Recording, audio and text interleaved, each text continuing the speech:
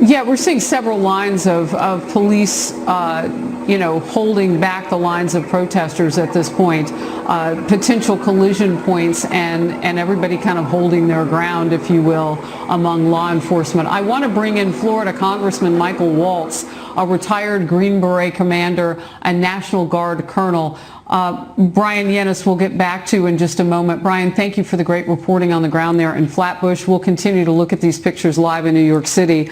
Congressman Waltz, you're with me. I know you're joining by phone right now as we continue to look live over New York City.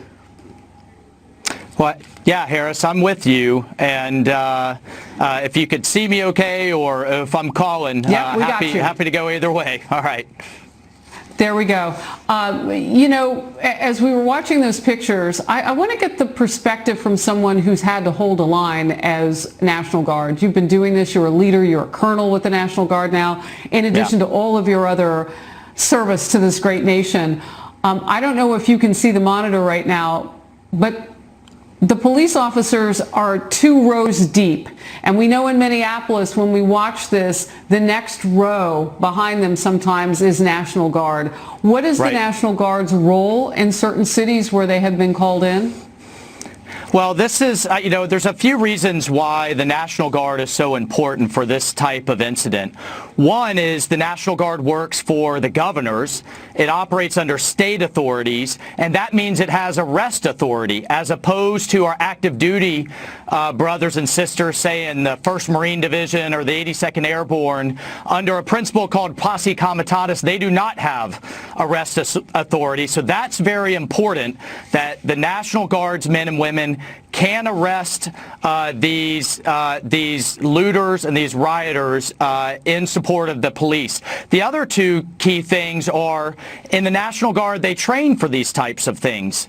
We train for natural disasters. We train for supporting major events like inaugurations. And we train for support to these types of civil disturbances. So that's important as well. And then here's the most important piece, Harris, is that National Guard's men and women are from the community. They have civilian jobs when they're not in uniform. They live in those communities, as opposed, again, to active duty that come from all over the country and live on the bases. These men and women go back into those cities and go back into those communities at night. There was a famous, kind of incident in the Baltimore riots, and I am a member of the Maryland National Guard, where one of the agitators yelled at the guardsmen, "Well, go back home, get out of here." And the guardsmen yelled back, "I am home. I live four blocks down the street." Right? So that connection with the community is incredibly important, and that's why all of those reasons are why the Guard is so critical to supporting these types of missions. Congressman Waltz, I just want to set the picture for everybody to be able to see. We are visiting different cities, and so while you were talking, we saw live in Philadelphia, we saw live in Seattle. Each picture has a growing number of people as city after city now is, seeing curfew challenged, I guess is the best way to put it. Look at Seattle right now. I don't know if you are able to take all this in, but we have more of a situation with, it would appear, tear gas and some quick, urgent steps now in New York City by police officers. And you can tell by the urgency as we toggle back and forth. I want to ask you about formation, because it is a very military-like presence, but in some ways it's police-like as well. How is the National Guard different? And you say that they have the authority right now to arrest, which is different than military being on your streets. Yeah, so, well, in many ways, the Guard will approach this much like they approach the securing our border mission.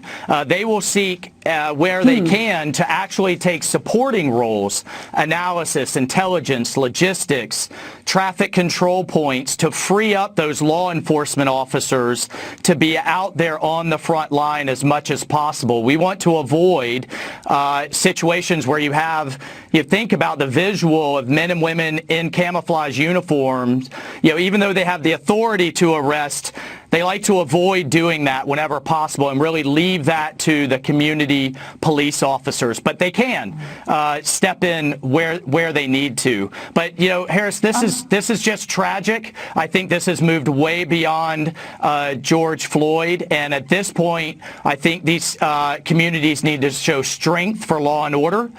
We need to defend those innocent business owners and men and women who are having their communities attacked, and restore the rule of law. And where they need to call in the National Guard, they should do so. We were just looking at Seattle. I'm going to ask my team if we can go back to Seattle right now. There were several vehicles burning there, and so it's obviously 3 hours earlier there than we are on the East Coast, and their curfew is still a bit away on the West Coast. So things are just starting to, there's Seattle right now. And Congressman Waltz, you've got authorities on bikes, you've got them in every fashion here so that they can fill in, if you will, some of the gaps.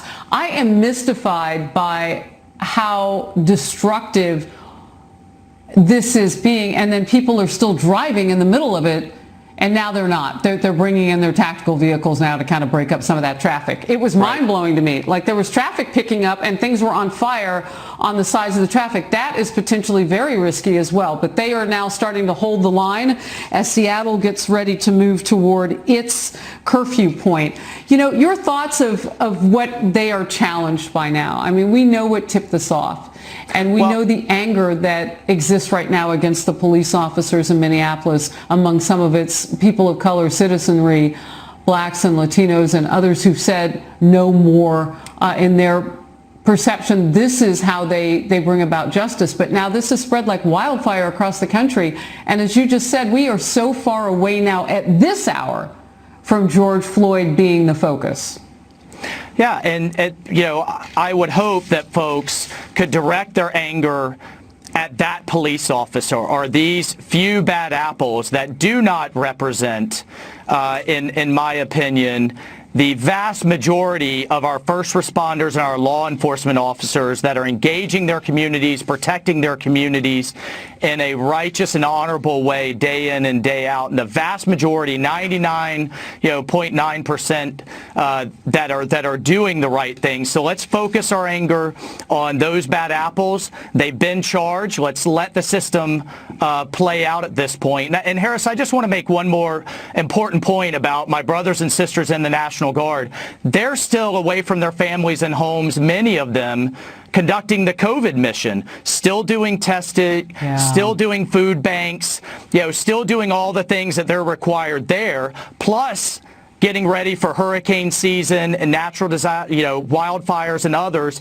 Plus, many of them are still on rotations overseas to support those overseas missions. So in terms of a kind of return on investment that we get for the National Guard, I'm obviously a huge advocate because you get all of that. Meanwhile, they still have jobs to go back to Waltz, and family as well. I'm going to cut in here on you because we are watching and I can't tell now because the camera's on the ground. Okay, you've got some tear gas, it would seem there. We saw some rubber bullets being fired, trying to push people back. This is Seattle, Washington. It is 7:25 p.m. local time there. It's obviously still daylight out. As we approach the summer season now. New York City, obviously, after nightfall, not that many fewer people are on the streets here on the East Coast, even though it's dark out. I just wanted to ask you about the equipment, the hardware that's being used, those rubber bullets. Talk to me about what it takes to disperse a crowd like this. And you don't want to hurt anybody, but you've got to make the point that when you say get back, you mean get back. And when we've seen so much violence, what does that mean in the choices of what we'll see? Well, and that's what, again, that's why we want to leave this to local law enforcement as much as possible, because this is what they train for in terms of when to escalate and when to de-escalate.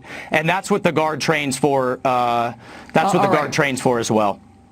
And I'm sorry to cut in again. We are watching that's a okay. situation devolve on a curb here in New York City. There are several police officers taking one person down. And of course, without the benefit of audio, it's impossible to know what's happening. But Brian Yennis, our reporter on the ground in Flatbush, New York, was saying here in Union Square, the numbers are the problem.